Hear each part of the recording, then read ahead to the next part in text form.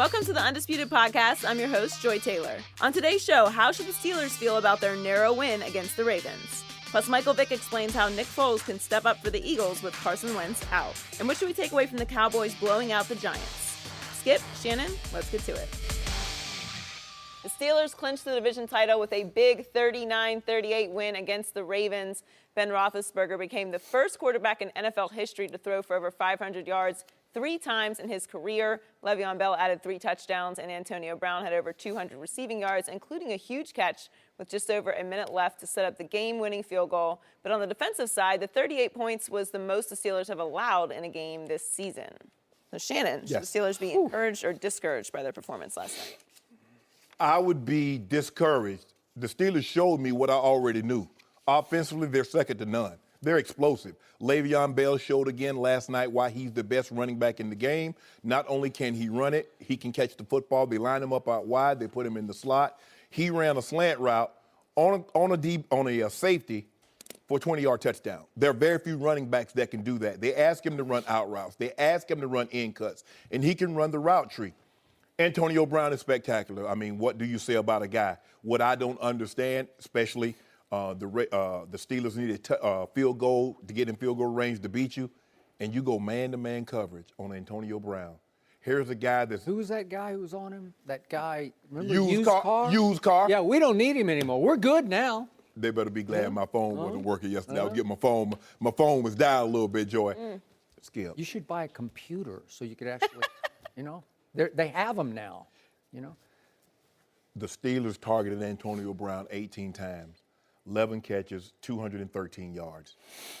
The thing that's so frustrating for me watching the Ravens is Ben is going to go to him. And if you get beat, you make Martavis Bryant beat you, you make Jesse James beat you, you make someone else other than 84 beat you. And for some reason, unbeknownst to me, Dean Pease refused to double the guy. I get it. And this is the problem that they're going to have when they play New England, because we're going to talk about them later, Skip. Coach Belichick is not going to let you beat him with your best. You beat him with auxiliary pieces, he's going to walk to the middle of the field and say, congratulations, and keep it moving. The Steelers had 550 yards with no turnovers, and they won by 1 point. The Baltimore Ravens come in to that game playing outstanding defense, lead the league in INTs, was very, very high up in the plus turnover ratio. Yeah, they gave up almost 550 yards and didn't take the ball away. The mere fact that they were even in the ball game should let you know how well offensively the Ravens offense played. Because normally when you give up those kind of numbers, Skip, you get blown out. You do. If I'm the Steelers, I'm very discouraged. Because guess what? The Ravens was 31st in passing offense. They're 30th in total offense. Now you get a team coming in there next Sunday at about 425. They're in the top 2 or 3 in offense. Tom Brady's probably number 1 in passing. And this is what you're going up against. That's not Joe Flacco. Now, I know Joe Flacco is unbelievable. He threw the ball well, except for that costly turnover on the opening drive. But, Skip, if I'm the Steelers, I don't know how I'm encouraged about this. You gave up almost 6 yards a carry. Joe Flacco was dealing with the football, and now you get a team that's way better than I think the Baltimore Ravens coming into your building. Maybe it was a situation, Skip, because we've heard this all offseason. Everything they were doing was about this matchup because it was going to decide who comes to the other building for the AFC Championship game. And so maybe they were looking past some of these teams. But it's hard for me to believe that they can play any better than they did offensively and only win by 1. And when this team is coming in and you know what they represent offensively, and knowing Coach Belichick will refuse to allow Antonio Brown and Le'Veon Bell to beat them. So if Joe Flacco, as I call him, put up 38 points at Pittsburgh, Tom Brady will put up... He's going to be somewhere I believe he'll be more than 38.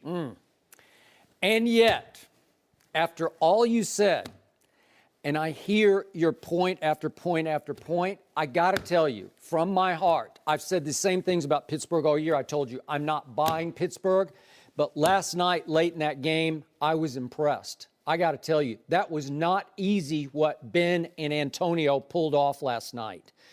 And remember, the Ravens came in third in scoring defense. The Ravens came in third in pass defense. And I sat back last night. You know how much I love me some Tom Brady. And I thought at the end of the game, Tom Brady's going to have a hard time winning that game next Sunday at Pittsburgh. I just think it's set up. Now, remember, Brady has to play tonight against a division rival. It used to be an arch rival. It's a hard game for them at Miami. Monday night, travel back to Foxborough, and then have to travel on a short week to Pittsburgh. It should be big advantage Pittsburgh. I hear all the negatives, but I'm looking at their glass as half full because as perplexing as they've been all year, I don't think since Montana to Rice I've seen a more lethal deep threat combination than Ben Roethlisberger to Antonio Brown. I was just spellbound by it. I just sat back last night and said, you're kidding. They just did it again to a team that knows them as well as that team knows anybody. And Dean Pease, is he not really good at what he does? He's very good. Yeah. He's a very good DC. I'm with you. I sat back. Remember, they get it with 2:25 left. It's 1st and 10 at their 27. And I'm thinking, no way are the Ravens going to let them do to the Ravens what they've been doing to everybody. Isn't this their MO? Yeah. Don't they just sort of stumble through the game, and then all of a sudden, 2 minutes to go, you say, okay, that's enough of this. Ho-hum. Let's get rid of these guys, right? And he did to the Ravens, their arch rival, on Sunday Night Football, what they've been doing to everybody. They look bad doing it, and then when it's time, they pull it off. So it's 1st and 10 at the 27. On the first play, Roethlisberger gets sacked by Sapp, and it was a host of others, but I mean, not Sapp, by Suggs. Suggs got to him. My man, T-Sizzle, he got to him. And now, all of a sudden, it's 2nd and 19 at the 8. What do you think's going to happen? Against Baltimore? When you think you're done, like you're in trouble. They're going to play some, almost some sort of prevent where you're just not going to go the length and get a field goal. Right. And he dumps one off to Jesse James for 6 yards, and all of a sudden it's 3rd and 13 at your 14-yard line. And I thought, that's it. Pittsburgh's done. I picked Baltimore because I just thought Flacco would have a good night against them. And he did. He did. I mean, I don't know how he could play a whole lot better. No. And he made one mistake on the opening drive, Skip. They were going down the field. He did. I don't know what that was. I don't know what he saw. I don't know. He just threw it right to the safety. But so now it's 3rd and 13 at the 14. And Ben just nonchalantly drops back, and he just kind of hangs around in the pocket. He looks, and he says, oh, you know what? I'm going to throw it to Jesse again. He's open in the middle. I'll throw it to him. And he throws it to him for 16 yards, and all of a sudden it's 1st and 10 at the 30.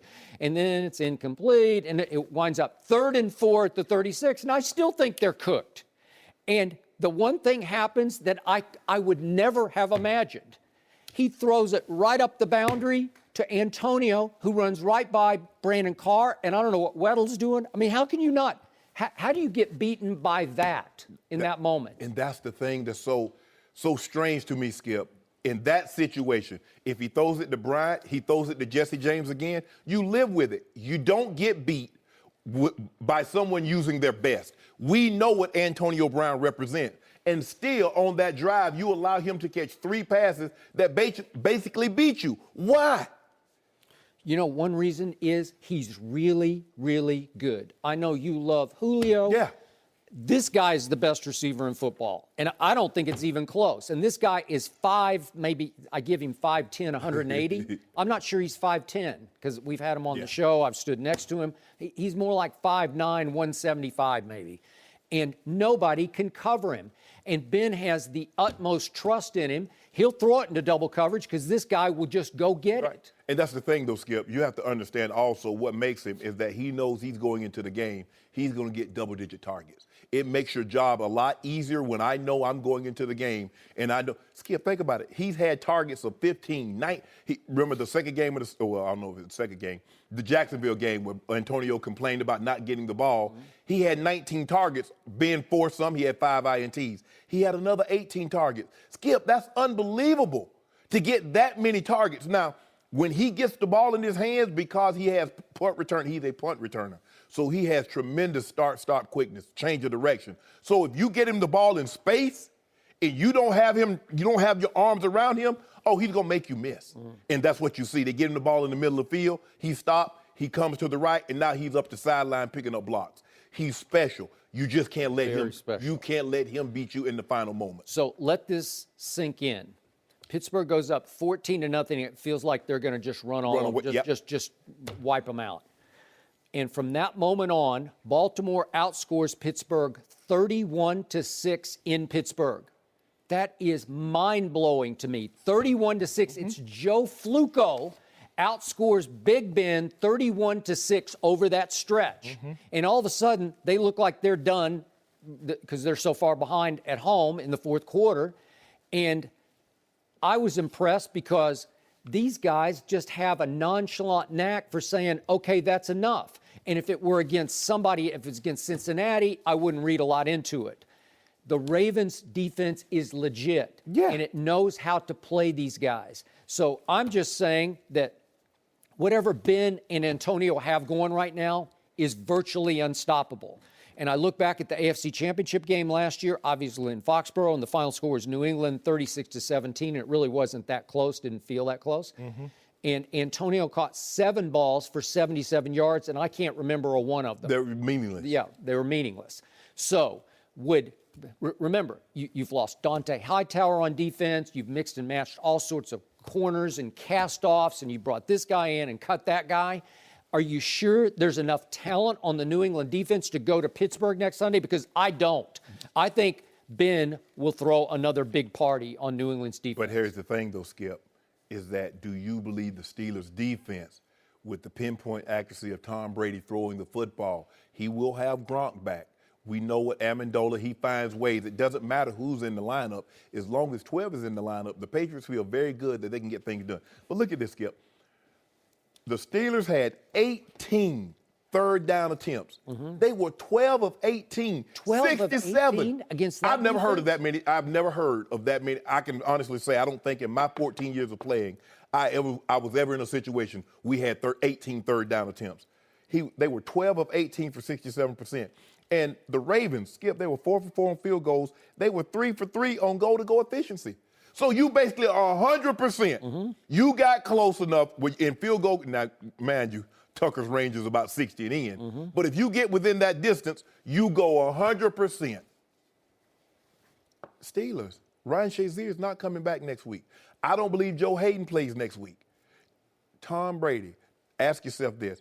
Tom Brady or Joe Flacco? Joe Flacco just carved him up. Thanksgiving was 3 weeks ago, and he carved him up like the Thanksgiving bird. If you don't think Tom Brady is licking his chop, he's like, please don't let me get injured this game because I'm about to get me 600. Okay, I got you. But you don't think Ben is licking his chops against that New England defense that for the first 4 weeks was historically bad? Yeah. So he throws for, 506 or whatever it was, 500 plus against the Ravens, third-ranked pass defense.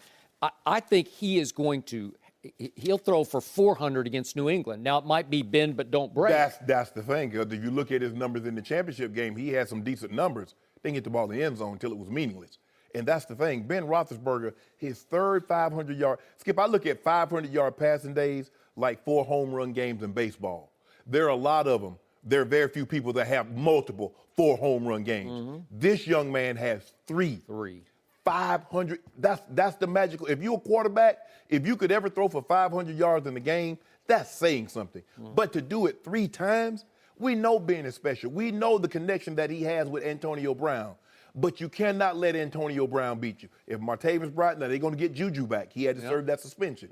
If Juju goes for 200, Le'Veon rushes for 100 and catches for another 125, Skip, I can live with that. I'm not letting Antonio Brown beat me because I already know what he can do. They're going to target him, but I guarantee you, Coach Belichick will give, probably it'll be Malcolm Butler. They'll probably play a lot of 2-man. They'll play a lot of roll coverage.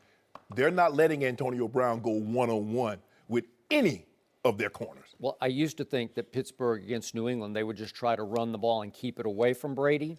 But Le'Veon, my friend Le'Veon, he's now averaging 3.9 yards per carry, but he is leading the league in rushing. And if that stands and he's below 4, that'll be the lowest per carry rushing leader since like 1950.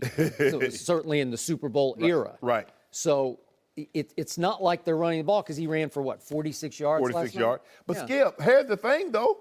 You're not mentioning this. They ran 82 plays. 85 plays in an NFL game.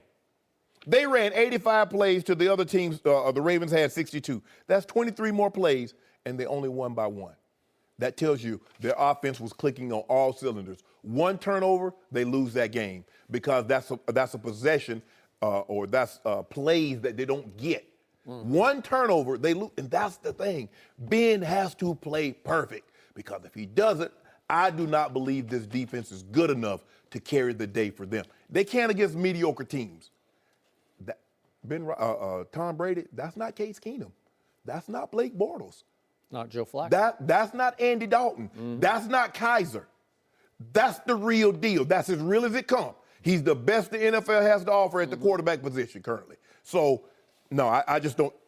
Anything can happen. But I can assure you this. Tom Brady feels very comfortable going to that stadium, Heinz Field, and playing the Pittsburgh Steelers the way they're currently playing defense. Well, he's football. 10 and what is it? 10 and 2, I believe. 2 lifetime. Yeah. And he's 5 and 2 lifetime at that stadium. And a whole lot of touchdowns to very little interceptions. That's a combination you doesn't like. Because he's gone there twice and beat them in the AFC Championship game. So clearly he doesn't fear them. Yep.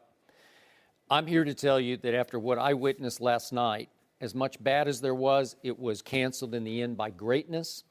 And I think that Ben and Antonio are playing on such a high level right now. I am leaning, I reserve the rest of the week to change, but I am leaning toward picking Pittsburgh to beat New England. I'm still picking New England to win it all because I think New England could still go back there and beat them in an AFC Championship game. of course. But this one shapes up as it's going to belong to the Steelers. And I'm going to say it again. Every time Tom Brady goes to where you used to work, down in South Beach, down in Miami, especially in a big emotional night game. By the way, Jay Cutler, just for the record, he's 11-7 on Monday Night Football, so he hasn't been that bad. He's had some big night games. Well, he has. So don't do that, Skip. Well, I'm going to do it because he has. Remember that big Sunday night game he played against San Francisco? This is going back to 2014. Yes. Colin Kaepernick had gone to Dallas and just cleaned out the Cowboys, and it was home on Sunday night at open Levi Stadium. Yes. And Jay Cutler just took over in the second half, threw 4 touchdowns to no interceptions. He is capable of doing that. And the Dolphin defense always beats up Tom Brady. Sue and Cameron Wake are always all over him, and he continues not to be able to practice with some weird Achilles injury. I don't know what it is. He's beat up. And no, he's just old. Huh? He's just old. He's 40. Yeah, exactly. Yeah. And it's hard for you, Skip. As you get older, it gets harder and harder for you to go out there, especially after playing a game, to bounce right back around and be ready to go on Wednesday. Well, I think this game will be much closer than most people think because it's Dolphins are 11-point underdogs at home. I'd take those points right now. I still think New England will win that game. I'm just not sure they can go to Pittsburgh on a short Vegas week. been giving up people a lot of money. Vegas been giving people money away, too. You see what they did with the Rams, Philly. You see what they did with Seattle, Jacksonville. They just giving people money away. Y'all keep on listening to Vegas. I know, but you talking about the end of the Rams game? Yeah. You know how that got covered? It was covered regardless because the Rams were favored. Was it? Did Yeah. they favored in the end? Yes. I thought it ended up getting covered by the last play. But, okay. The Rams were favored. Well, and you was liking that. Well, I did for a while until Nick Foles came in. And the Cowboys were up favored by what, 5.5, 6 points? Mm-hmm. And what did I tell you what happened, Skip? We'll talk about that in a minute. This is a very on-brand win for the Steelers, right? They're panicking the whole time, and then somehow they just pull it out at the end. They're a very mentally tough team without Ryan Shazier and Juju out. But the difference to me between every other team that they've beaten and the Patriots is the Patriots won't let Antonio Brown beat them. They're going to make the other players beat them. If Juju goes off Juju, Bryant, James, they're going to beat him. You know what? I think this is going to be the one where they won't be able to contain Antonio. He's just playing at a supremely high level. He was playing at that level last year. I've never seen anything like this since Montana to Rice. I've never seen anything like this. No mercy. The Eagles reportedly believe Carson Wentz may have torn his ACL during yesterday's win over the Rams. Wentz dove into the end zone for a touchdown, which was then called back because of a penalty. But Wentz stayed in the game for 4 more plays and threw a touchdown pass to Alshon Jeffrey on 4th down. The Eagles went on to beat the Rams to get to 11-2. Nick Foles finished the game at quarterback and talked about Wentz's injury after the game. Everyone's really excited because we put in a lot of work this season. A lot of work. We've won a lot of games. You know, it's been a great team effort. Carson's been a big piece of that puzzle. Everyone's really excited about the win, but yeah, I mean, you have, your starting quarterback go down. It's emotional. It's emotional for me. I work with him every day. We do everything together. I'm excited we won, but at the same time, I'm dealing emotionally with, seeing him go down. You never want that. We're joined by Fox NFL analyst Michael Vick. Welcome, Michael. Good morning. Thank you. So you were a teammate of Foles for 2 years with the Eagles. You know him pretty well. Yeah. How far can he take Philly? I think he can take him far. And I know this might sound, a little far-fetched, but if you look at Nick and where he's come from, how hard he's worked over the years, I think he's a confident guy. I think he's different. When he took over for me in 2012 after the concussion, he was a rookie. He stepped in, he played consistent, but it was sort of, inconsistent, if that makes sense. Right. But he was still in the learning process. Now, fast forward to now, he's had a ton of experience. He's been in St. Louis, had some tough times, had some good times. It hasn't been clean for him, but, I think he's a guy that he can step in as long as he's confident, as long as he steps into the huddle and show the guys that it's not going to be a drop-off. I think Doug Peterson has to take it upon himself to show the team when installing the plays and installing the offense that it's not going to be a drop-off. Everybody will feed off of that. But, in the grand scheme of things, Nick can go out and erase all the bad memories from 2014, his last year with Chip, what the Philadelphia Eagles fan base see in him and what he can do. It'll be a drop-off from Carson Wentz because he covers up a lot of the things that, the problems that they may have or things that may surface. But at the end of the day, I think he'll give them a chance to go deep into the playoffs. Super Bowl, I don't know. It's one game at a time from here on out. So how amazed were you, how shocked were you when he took over for you, replaced you because of injury in 2013? Yeah. He goes on this run. He goes 27-2. Yeah. 27 touchdowns to 2 interceptions. Did you keep watching thinking he's going to come back to earth? Like, how could I forget about the 2013 season? One of the seasons where I was so tuned in with Chip Kelly and what we was doing as an offense, but Nick stepped in, 27 touchdowns and 2 interceptions, played phenomenal football, and, we had momentum. And I think he feeds off that. I think he understands it. I think he gets it. And he's been able to sit for a year. He's been able to watch Carson make a lot of plays. And sometimes when you learn vicariously, when you sit back and watch and you're not out in the field, Shannon, being hurt or just not playing in general, next time you get back out there, you appreciate and you sever every moment and you try to make the most of it. When I look at Nick Foles, you look at it like this. Case Keenum in Minnesota. Everybody thought Sam Bradford's done, they're done. But Mike Zimmer put Case Keenum into the lineup. They ran the football. Look, and what happened yesterday, they turned the ball over, 3-4 times, and still almost had a chance to win the game. It took an outstanding play from Cam Newton. Oh, you mean Minnesota? Minnesota against Carolina. Case turned over 3 times. Yeah. And that's the thing. If you don't turn it over, you have an excellent chance of winning this ball game, and I think that's what Nick Foles needs to do. They can run the football. You think about yesterday how they ran the football, Skip. They were almost like 6 yards a carry for over 26 carries. That tells you they can run the football. When you can run the football, now I can play action you. I'm going to get one-on-one coverage. Guys will be wide open. They don't need to ask him to do a whole lot. He's heard this verbiage in Kansas City. Doug Peterson got the job. He brought Nick Foles with him to Philly. He knows this offense. He understands this offense. They got talent around him. They do. Alshon and Torrey and Clement and Ertz will be back. Burton, the running backs, Ajayi. I don't think Blunt played yesterday, but we know what he can do. And defensively, Skip, they still can go hunt your quarterback.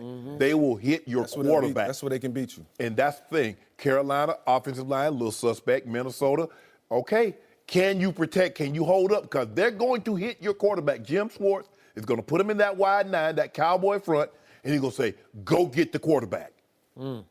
So all through 2013, I kept saying, he's going to fall apart. He's going to fall apart. And I figured you were one play away from being back in the lineup, and it just didn't happen.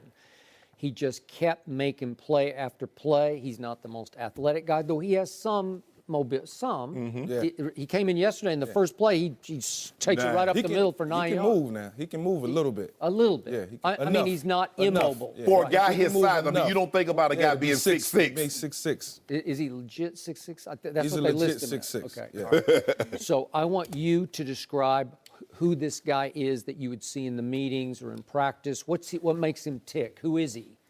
I think he's a calm demeanor guy, but I think he's really smart. I think when he's in tune with the game plan, he understands it. Then if the defense gives him what he's looking for, he'll take advantage of it. He's not a guy who's going to make errant throws or get erratic.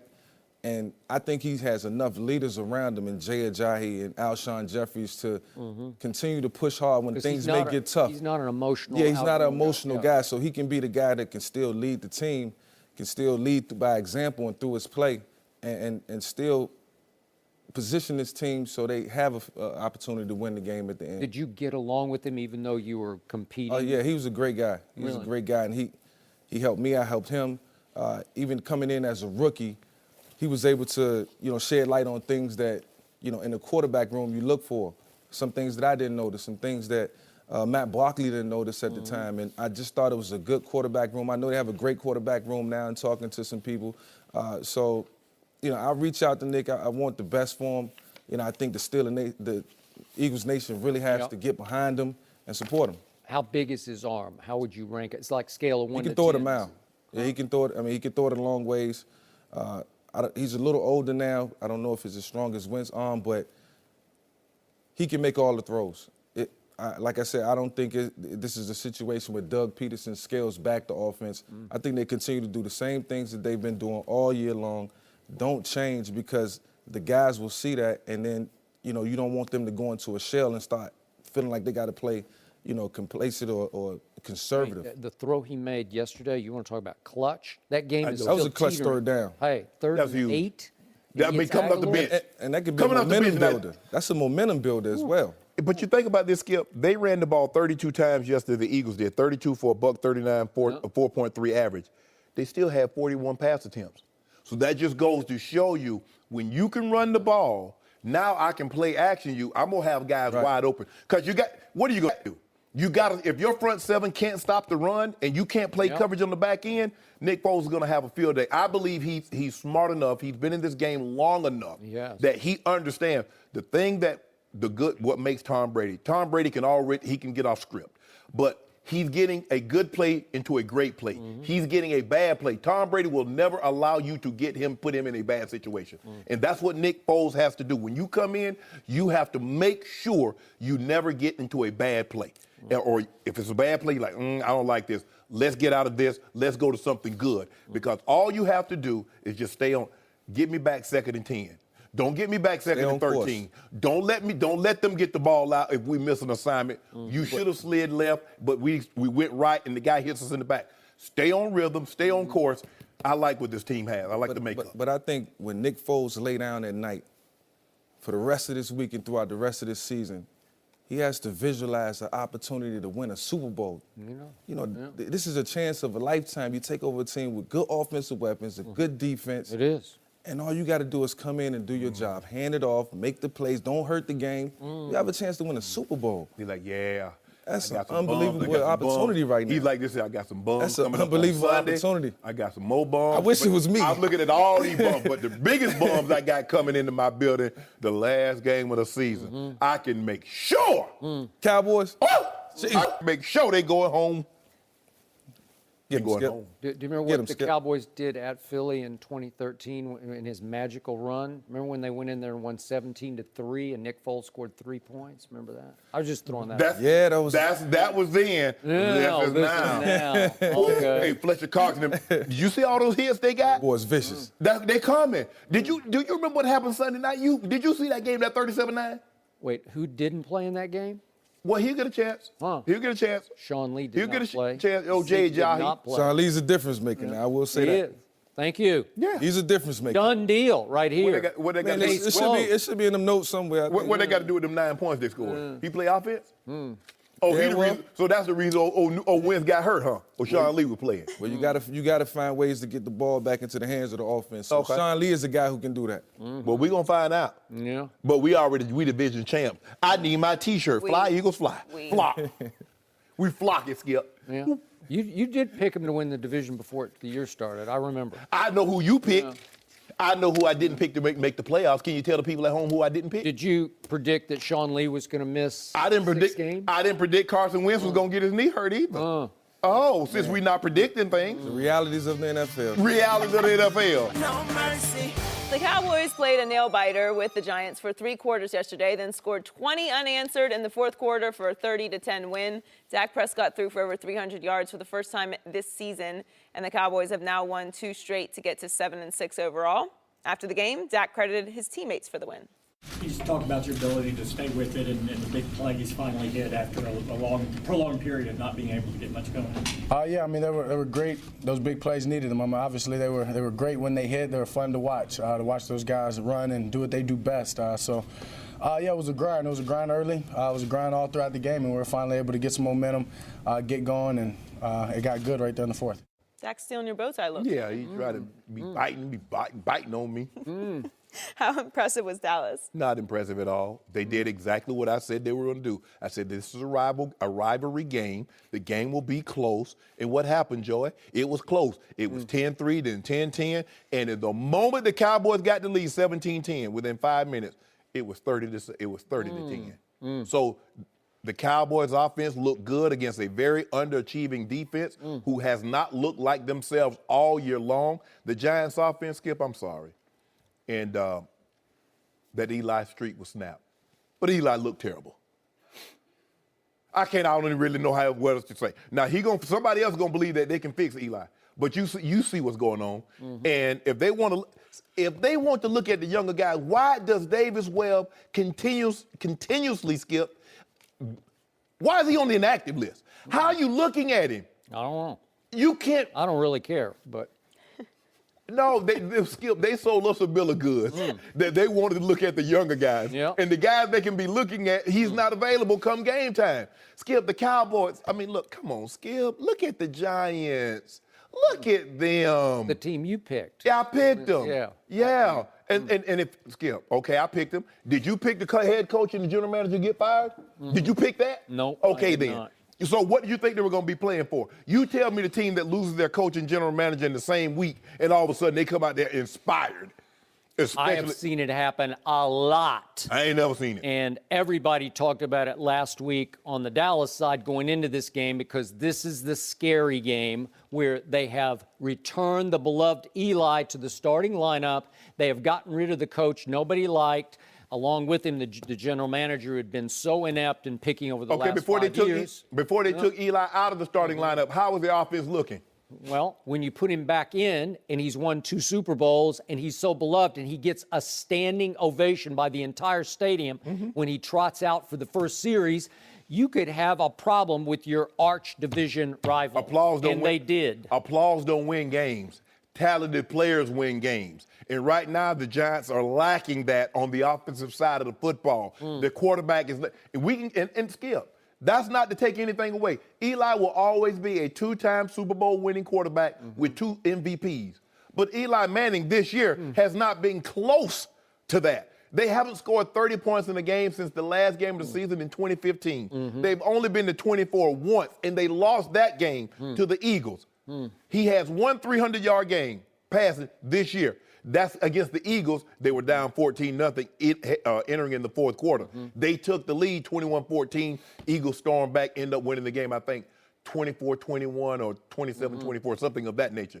But, Skip, let's be real. Now, I know you see Dak was throwing the ball. I just want to know one thing. Defensive backs, Dez Bryant run 2 routes. He runs something in breaking or he runs a back shoulder fade. You let him run a slant and you let him go 60 yards. I don't get it. Now, Skip is about to tell you guys how good the Cowboys, and they're going to be a dangerous team if they make the playoffs. All that is futile because he and I both know they will not be going to the playoffs. Joy, have I spoken yet? No, I'm talking to Joy. I hadn't talked to Joy all week. Joy was gone. I've been talking. I hadn't talked to Joy in a while. Joy, it's futile. So guess what? Guess what? My turn. Yeah, it's your turn. I have been telling you very consistently all year long that the Dallas Cowboys go as Sean Lee goes, and you have ridiculed that time and time again. You've tried to make lame jokes about it and other topics, and right before your very eyes, it happened again yesterday. Sean Lee came back. And what happened? They won again. So, wow, I'll just throw the records out here. You said it was all about Zeke. No Zeke, no chance, right? And I kept saying, wait a minute. Zeke played against the Rams. Zeke played against the Packers. Both of those games were at Jerry World. And what happened, Mr. Sharpe? They lost because they did not have Sean Lee in the second half. So let's see. Last year they were 13-3 with Sean Lee. This year they're 6-1 with Sean Lee. But they're 1-5 without Sean Lee. Explain that 30 points. I think it just screams at you that they go as Sean Lee goes, because as Rob Ryan told you sitting right here, he is a freak. He is the most valuable player to any defense in the National Football League is Sean Lee. This team goes as he goes, and when he's out, they're gone. Oh, the phone rang busy. Gone. I was trying to call Bobby Wagner and Luke Kuechly, but the phone was busy. Well, but go ahead. I'll let Sean Lee have that title for now. You should, because this guy, all he had yesterday was 18 tackles and an interception. That is mind-blowing But to me. tell me about the offense. Tell me about I'm Dak. going to tell you about the defense, because going into the Redskins game, going back 10 days ago, Thursday night, they had given up in the second half without Sean Lee 114 points to scoring 22. They had lost second halves 114-22. So he comes back yesterday, and what did they do in the second half? They won 20-0 because they had Sean Lee, and the Giants don't have Sean Lee. And whoever they play, as long as Sean Lee is healthy, and I don't know how long it's going to hold, because when you got a hamstring and he missed the first series of the second half, and I was like, oh my God, this is it. He's pulled it again. They said he was jogging on the sideline, but they had just built in some early rest, and I don't get it. I don't know why you would rest somebody for the first series of a second half after you just got your, how long's halftime? 15 minutes. So if you can explain that to me, but it was horrifying to me, because offensively they are challenged because not one of the receivers can separate, starting with Dez Bryant. And I didn't throw up the X, I nearly just threw up early in the game, because he dropped the first ball thrown to him, and then the second one is right up the rail and hits him right in the face mask, and it could have made it a 10-0 game at that point. And it went right through, throwing up the X hands, and hits him right in the face mask and bounces off. That's how his confidence has been shattered. And that game turned on one play late in the first half with a minute and a half left, in which the Giants, because they have so little respect for Dez Bryant, left somebody named Brandon Dixon, a cornerback, who is now on his 7th team in 3 years, who spent the whole year on the Giants practice squad, who just got activated in late November.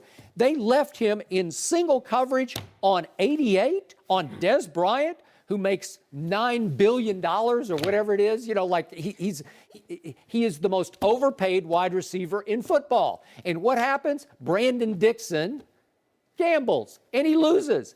And all of a sudden I look up, and there's nobody home. And Dez Bryant is off to the races, and I wasn't even sure he was going to be able to run this one in. But he did.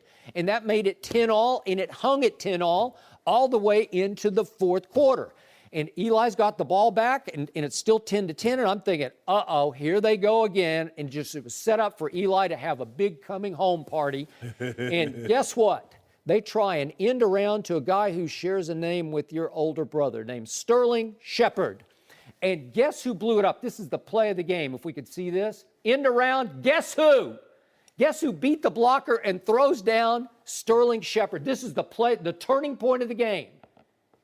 Sean Lee, number 50. He was, everywhere I looked up, 50's in the middle of it. Pass plays, run plays, reverses, he's in the middle of it. He changed the game. They were forced to punt, and then the sky fell. Then the avalanche occurred. Skip, if you don't mind, when we saw this run back and forth, Dez Bryant, in-breaking route slant. That's all he's got. What do I tell the DBs? If you open the door, flies come in your house. What do? If you go, either you press him when you're up in that situation, or you just play off. You can't be in between, Skip. He's up in a press position. He bails. Now Dez beats him to the point. He's already in an unattainable situation because now he's got to gamble. He knows, Skip, he has nobody. He's got to get him down. He goes for around the waist. Dez shrugs him off, and it's off to the races. And as you mentioned, when they were in conventional sets, when they play in base defense, they had help over the top, the Cowboys had trouble moving the ball. It was when they gambled, tried to get home and leave them one-on-one. But Skip, you dad's got 2 routes. He's in or his back shoulder. Think about what they threw to him up the rail he dropped. Fade route, that's what he got. That's all he's got. I agree. That's We- all I've got. We watch him And again. so I've been campaigning for Bryce Butler, and then he shows up inactive yesterday because he's got some foot that's been plaguing him for the my last goodness. month. So that's another blow for this team. But all it has to do now is go up to Oakland next Sunday night. Oakland didn't look all that good at Kansas City. I told you. Yeah. What you mean all that good? Oakland's done. Yeah. Okay, good. Well, I hope they're done next Sunday night because if my Cowboys manage to go up there and figure out how to win that game, because Dak Prescott's back playing at a very high level. By the way, he had an 87 QBR yesterday, which tied Phillip Rivers for the best among starters in the whole league this past week. So I'll take that. But if they go up there and beat Oakland, guess who's coming back? 21's coming back. So here we go. Is it a long shot? Yeah, it is. Where you It's a long going? shot. You To the going home. playoffs. This would be the most dangerous NFC team in the playoffs. I told Derek, who's security guard, he's going on an extended vacation. I told him if he waits just 2 weeks, the Cowboys can join him. Because it's over for them. They own the tiebreakers over no one. Over no one. So I look at what's left in the NFC, and obviously we just talked about, I give you this. Nick Foles is still going to be, he's going to be formidable with that team because it's a really good football team. But I look at the Vikings and the Rams and the Saints and Carolina and the Falcons and the Seahawks. I don't love any of them. I can't make a strong case for any of them. But if Dallas manages to creep in the back door and get that last spot, Skip. you better look out. All the teams you named, they have the tiebreakers over them, and you only play one of them, and that's Seattle. But even if you beat Seattle, Carolina, New Orleans, Falcons still have the advantage over you. Stranger things have happened. Oh, you Every hope year it. we say this. You know what? Oh, it's impossible. I love Sean Lee. Can you tell me the impact Sean Lee had on the offense that had 454 total yards and was 50% on third down, 7 of 14? Can you tell me the impact that Sean Lee had on the offense? Yeah, he lifts everybody because you see he's there. 50's there. He's the leader of the whole football team. He is. Damn, Sean Lee, is Sean Lee a middle linebacker or is he God? He's their God. Stop it. He is. You know- heard it. I heard nothing. Keep making jokes. All I know The is numbers scream, Sean Lee, great. No, Sean Lee, not so much. I mean, when you throw 20 or 30 and you throw for 300 I think feet, God- yeah, okay, See, keep God on talking. just getting That's out of here. blasphemous. Yeah. You talk, oh, he is God. That's Yeah, what okay, you- keep on. No, he. I ain't that saying no was a more. signal to you. I ain't saying no more. But Skip, Dak Prescott was 20 or 30, 330 yards, 3 touchdowns, no pick. No big deal. I saw Carson Wentz go on the road. Carson Wentz beat the team that beat the brakes off you in your building. You remember that? Did Dak win at New York last year? No, but he won this year. And guess what the game breaker was to that guy who can't run, that Jason Witten guy? Did you see that throw to Jason Witten? Was that not a sweet The Giants route? are doing so well, they fired their head coach and general manager with a month left in the season. That's when a team is most dangerous. And I saw the Rams go to Dallas with Zeke and with Dak and beat the brakes off him. And I saw my because guy there was no Sean Lee. walk it to him. Yeah. Walk it to him. What was the score at halftime of the Dallas and Rams game at Jerry World? What was the score? 24-16. So my team put up 24 just as Walk It To Him put up 24 in the first half. No. Hold up. Hold up. You see, we're walking to it. My team ended up with 43 and a win. Your team ended up with 30 and an L. Yeah, my team didn't have a Sean Lee. defense, so. Don't do that. Yeah. Don't do that, John. No mercy. The Jaguars beat the Seahawks yesterday, but it's the end of the game that everyone's talking about. With Jacksonville running out the clock, Michael Bennett dove at the knee of the Jags center, igniting a fight between the two teams. Sheldon Richardson threw a punch and was ejected for Seattle. On the next play, Quentin Jefferson of the Seahawks received an unnecessary roughness penalty and was ejected. On his way to the locker room, fans threw beer on him. Jefferson then confronted the fans and started to climb into the stands. One Seahawks player tweeted that racial slurs were used against Jefferson. Bennett and Jefferson talked about the incident after the game. I'm a man just like the other man in the stands. I'm not gonna let somebody disrespect me, throw a beer on me. Like, just because I'm playing football, I'm still a human being, I'm still a man. And I'm out there playing a game. And at the end of the day, it's a game, and I'm a man. I'm not gonna let somebody disrespect me like that. Going into the stands, do you think that was the right call? Was you still? I don't know. Was it the right call for him to throw? No, beer it on wasn't. me? It absolutely wasn't. I'm just wondering. I'm just wondering if it was the right call for him to throw a beer on me. He a human being. How would you like if one of your kids are playing sports and somebody threw beer on him? Exactly. So don't come in here with that then. He heated. What else do you want to ask the man? He got beer thrown on him. No, no cameras on me. That's just the truth. He's a human being. They trying to. Absolutely right. Yeah, You're absolutely right. You're good. You're absolutely right. You good, Q? I care about you because you're a person. That's what I care about. I don't care about you being a football player. I care about how you feel as a person. He just kind of lost it. Somebody poured a beer on his head walking out of the stadium, so I told him that's pro football. They pay to get in. They can do whatever they want, I guess. Shannon, what's your reaction to the fight on the field and Jefferson? Before I get to the reaction, I want to take Pete Carroll. That's bull jive. At no point in time, I've gone and I went to a lot of games, and I got tickets from the World Series that Joe and I went to this past. At no point in time when I'm reading in the back of the ticket, it says fans can do whatever they want. It doesn't say fans can throw beer, they can throw ice, they can yell obscenities, they can yell profanities. There's nowhere on that back of that ticket that says that fans can do whatever they want.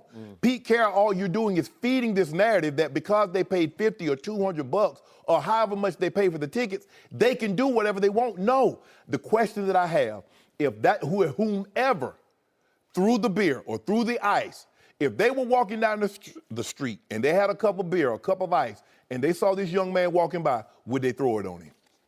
You see, what happens, Skip, when you're in the stands, it's almost like it's an enclosure, like you're at the zoo and you're poking at the animals. They tell you don't throw things at the animals. Yep. You're there to be entertained.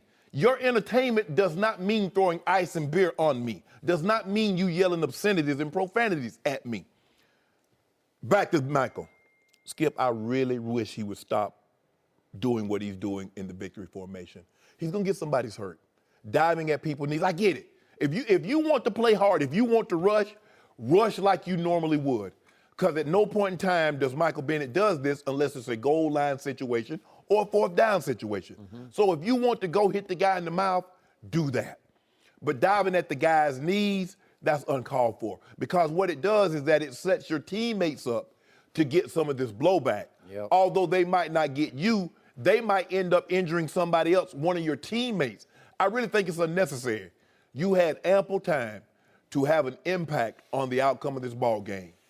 It didn't go in your favor this time. They're going down in the victory formation. Let it go. I understand the frustration is very high. Skip, maybe Michael Bennett is starting to come to the realization that this thing is not going to be like it once was.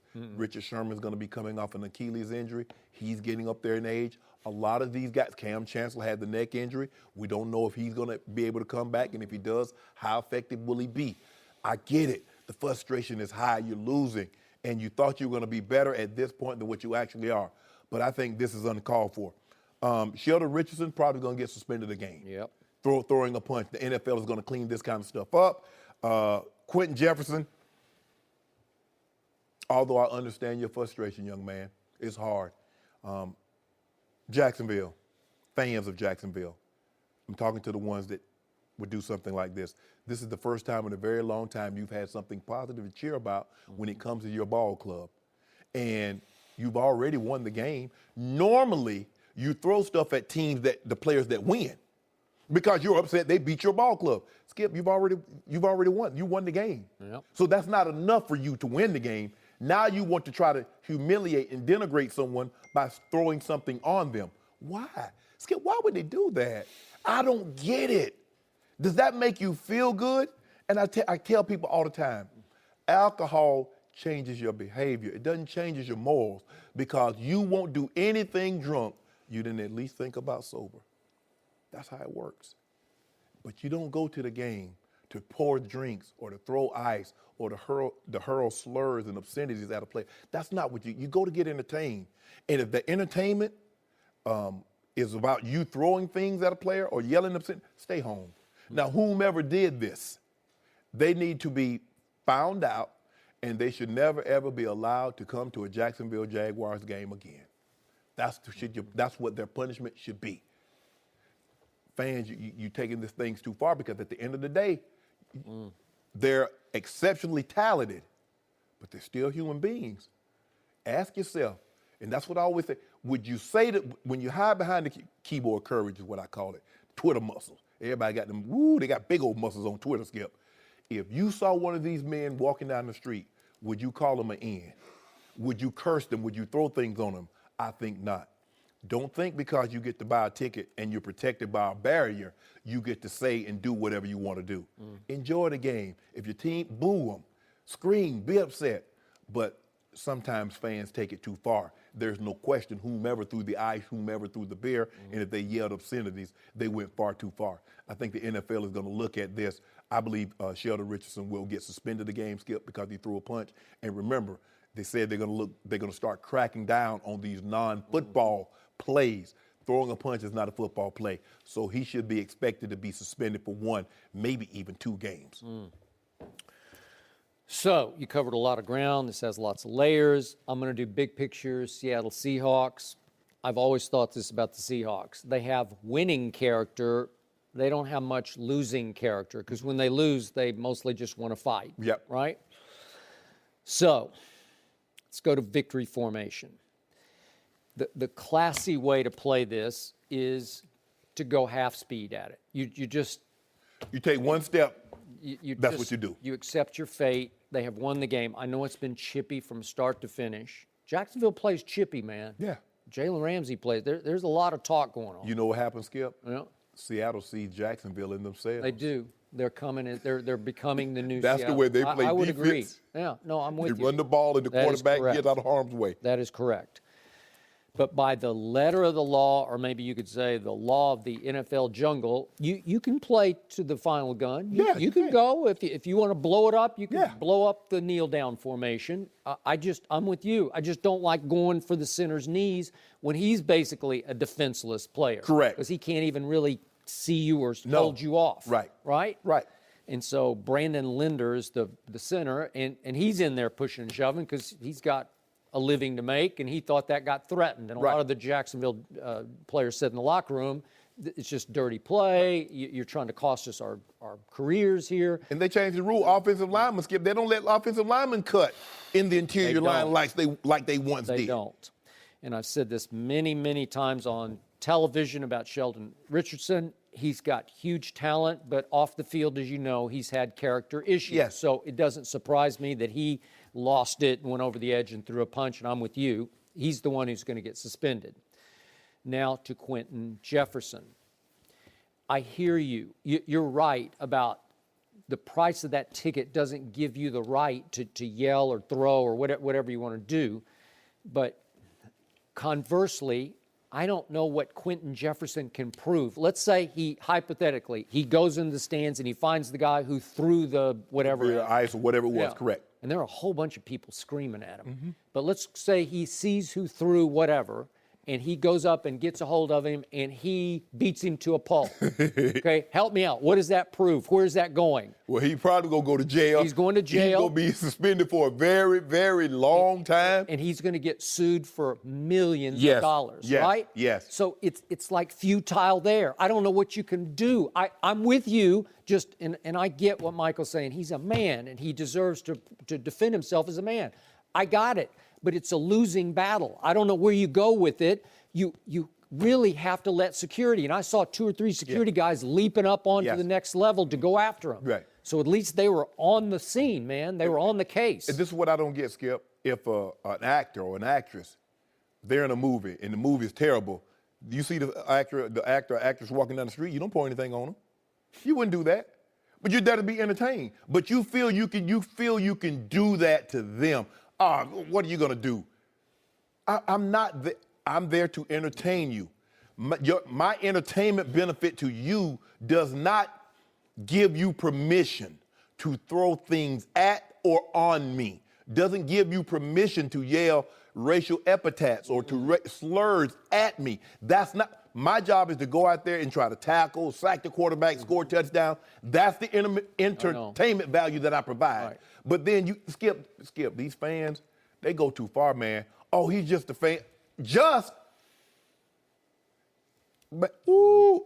And by the way, just a quick aside, I'm not saying that the N-word wasn't yelled because it's very possible it was, but 2 of the Jacksonville fans in Jacksonville jerseys in the front row yelling the loudest were 2 black guys. So it's not. It was a mixed crowd. Skip, I don't have a problem with the yelling. For me, mainly people got most upset at me Yep. when we won. Because you know I'm talking, I'm right. rubbing it in. You're right. Skip, if you beat me, what's there to talk about? I got my head down. Because it was a fight, and, Yeah. and this is all new to them. Like, it's been a long time, man. Yeah, I would say act like Yeah. you've been there before, but Yeah. But Jacksonville. been they there have, before. but it's been a while. Well, so well, they last- kind of 10 forget. years. That before Well, they the made last playoffs. the last time was at Denver in a playoff game with Mark Brunell, right? It was, Well, no, they remember I they. know, I'm just kidding. Yeah. I was bringing up Oh, a oh, sore yeah. spot for you. Yeah, right? our fans should have jumped on them. They I should have know. jumped them. Yeah, right. Keenan McCardell Yeah. and Jimmy Smith and Yeah. Brunell, Wow. Nayshawn Means. I wouldn't have even felt bad. I'd have helped them. What year was that? 90, I don't want to talk Yeah, about it. It was after the 96 season. 96. That was the worst loss of my life. It was. It was the worst loss of your life, except for the losses you suffer on the show. But No, I that's- beat you down, Skip. I feel very good. I mean, I beat it. Sometimes I come in, I'm like, and then when I leave, I'm like, yeah, I feel good, reinvigorated, rejuvenated. I don't think Joy's buying that. That's what my counselor said. She said, I need you to go to work tomorrow and bust. That's what she told me. Go to work tomorrow and what? my counselor. You're going to counseling Your because of therapist? this show? She said, go bust him up again. Because I told her I needed some medication. I said, I need something to pick me up. She said, beat Skip down 5 days a week and call me on Just Monday. try some Diet Mountain Dew. I ain't drinking that mess. I'm about to get a bunch of it. Yeah. Oh, yeah. I would have had a bunch of it if Carson hadn't went down, because you know he's going to win the MVP, Skip. You know he was. I'm afraid Tom Brady just surged ahead. You think? No mercy. Don't look now, but Lonzo Ball and the Lakers have won 2 straight. Lonzo had one of his best games in Philly last week with a near triple-double, but in Saturday's win, he only scored 5 points and sat out the fourth quarter. Despite that, Magic Johnson continues to praise Lonzo. He's special. And so I think that he knows how to play the game. His basketball IQ is off the charts. We've seen a couple games where he's had triple-doubles. We have to remember something. The kid was 19 when he signed, 20 now.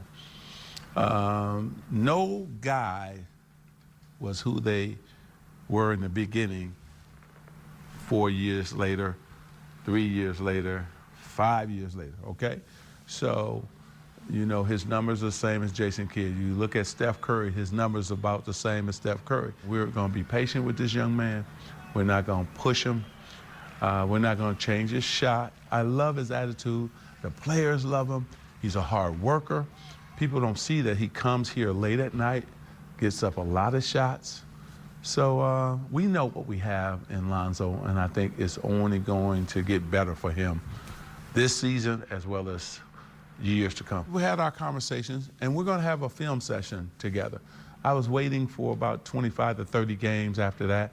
Then we're going to sit down, point guard to point guard, and just hang out, watch film, and ask him what does he see, and then I'll tell him what I see. Shannon, what did you make of Magic's comments? Well, Magic keeps using the word special, and Magic believes that he is special, and I believe Magic knows the point guard position as well as anybody that's ever played the game, considering I believe he's the greatest point guard to have ever played that position. It's fine. I find it odd that the names that he mentioned, Jason Kidd, that's what I said. Somebody across from me keeps saying Magic Johnson. I did not say I haven't said that one time, not even close. You say he's transcendent. Well, I didn't say Magic Johnson. Okay, That's the greatest ever. Okay, well, transcendent means he's going to have to be. I didn't say Magic He's going to have to be way Don't up put there. words in my mouth. Jason Kidd. Jason Kidd, first year he averaged 11. He was basically 11, 8, and 6. 5. Jason shot the ball. Jason was 38%. Lonzo's about 32. Jason's a little better free throw percentage shooter. See, Skip, for me, let's just say I live in an exclusive building. You got 100 floors. And on the top floor is Magic. He's the great of the great. Now, this building is very exclusive. Even if I'm on the middle or the bottom floor, I'm still a pretty good player. I think there's a lot of room in between there. You think he's going to be all-time great. I just don't see that. He's a once-a-generation passer. I don't see that. And he mentioned Steph Curry. I don't know if people knew this. Steph Curry averaged 17 points a game as a rookie. I didn't know that. He averaged 6 assists and 4.5 rebounds a game as a rookie. I didn't know that. No, everybody kept saying he's not a point guard, Right. and I kept saying before the draft, yes, he's a point guard. And if you look at his number, he's basically a 23, 7, and 5 guy. 23 points, 7 assists, and 5 rebounds. That's what Steph Curry is for his career. But because he does something better than assist the ball, which is shoot the ball from depth, you forget just how good he is at the point guard position because he's the greatest shooter, and it's only early. I mean, he's only like 7, 8 years in his career. He's already the greatest shooter to ever live. So you forget that, man, Steph dishing out 6, 7 assists a game. But you forget that. Skip, I think Magic is saying, like, hold on, we drafted a kid at 19, he's 20. There's a lot. This is the only shot he's ever known. He feels comfortable shooting this. Before we start tinkering and messing with that, he already has a lot on his plate. Let's not just mess with the shot just yet. Maybe they give him a couple of years, Skip, and see where his field goal percentage, his three-point percentage go from there. But it's going to be hard for me to believe, Skip, that if his field goal and three-point percentage doesn't go up exponentially, they don't change it. Skip, he's shooting 47% from the free throw line. That's worse than that's Ben Wallace territory. That's Chris Dudley territory. You can't have a point, Skip, under no circumstance. Whatever he might become. Maybe he only averages 10, 11 points a game. Skip, you cannot have a point guard, a guy that handles the ball that much, shooting that poorly from the free throw line. And it doesn't help when every other game he's not even attempting free throws. So Magic, you said be patient, I'm going to be patient. I just don't see that where he is now and how he can go. I just don't think his ceiling is as high as what you think it is. Okay. So I watched the game at Charlotte on Saturday night, and then I watched the post game, and they kept promoting a Magic Johnson interview. So I hung right in there on Spectrum Sports Net here in Los Angeles, and I watched this from start to finish. And it was compelling and convincing, as Magic Johnson always is. And by the way, to your point about the shooting, obviously Lonzo Ball's in a horrendous all-time shooting slump. And the one point, we didn't have time to use all the video, but Magic did say that he encouraged Luke Walton before the year, we need a shooting coach. And he said that, Luke said, no, we don't need one. And Magic said very pointedly, that will change next year. And he said it's not just for Lonzo, but they're last in the league in three-point shooting as a team. Right. So that has hurt them. So there will be a shooting coach, and I'm going to guess, that they will tinker or try to finesse his motion a little bit to more straightforward. Skip, in today's game, if you don't shoot that proficiently, you're not winning, Skip. Okay. Now back to Magic's big picture point. He did say this kid is special, and he made a very strong point and a great perspective point that because of his father, the pressure on this kid is all time. We've never seen a bigger target painted on a kid's back because of his father, the way this kid has had to bear up under the pressure. And remember, I've told you, in all the years I covered the NBA, the cliche was, the NBA doesn't really start until Christmas Day. Right. So I love that Magic said, we're going to have a film session, but I've decided to wait game 30 maybe. Let's just let him have his head. Let him try to figure it out for 30 games. Then we're going to sit down and we're going to go over the tape. What are you seeing? Yeah, what do you see? And this is what I see. And trust me, that will start to have an impact on this kid, because this kid has been lost about half the time as he tries to figure it out. And by the way, just quick point of order about the Charlotte game. This is disturbing to me. Luke Walton versus Lonzo Ball. Disturbing, because trust me on this. Lonzo started out that game in an attack mode you have not seen all year. It was hell-bent to the rim. He was forcing the action in ways I haven't seen at all this year. And the numbers suggest, because he played the first 9 minutes and 41 seconds of the game, and he had 5 points and 4 assists, a couple of rebounds. And at the 9:41 mark, Luke pulled him. And he sat for the rest of the quarter, and then he sat all the way to the 4:50 mark of the second quarter. So that means for 9.5 minutes, Lonzo Ball sat on the bench.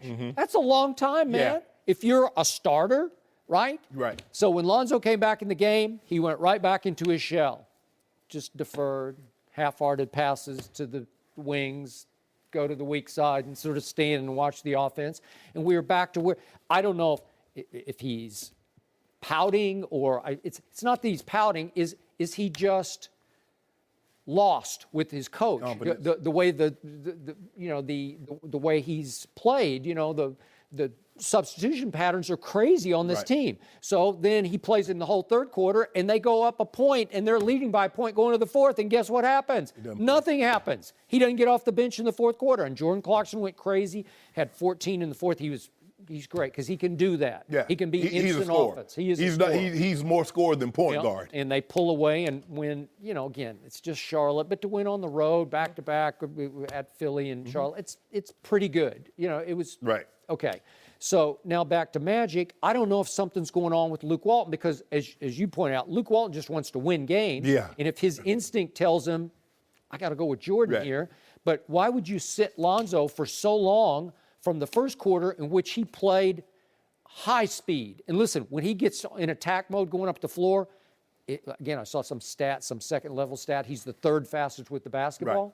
Well, why would you take him out of his rhythm? Why would you make him sit for 9.5 minutes? See, Magic is looking at it like this. Luke, I need you to develop him because we're going to build around him. He's going to be the guy. Yeah. Luke Walton said, I ain't got time to develop him. I'm trying to put guys in there that can win right now. I'm trying to win game because if I'm developing him and we're losing, I'm not going to be around here to reap the benefits of him being what you think he can be because someone else will be coaching him.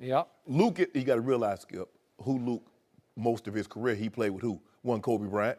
Kobe Bryant wasn't mentoring anyone. He wasn't.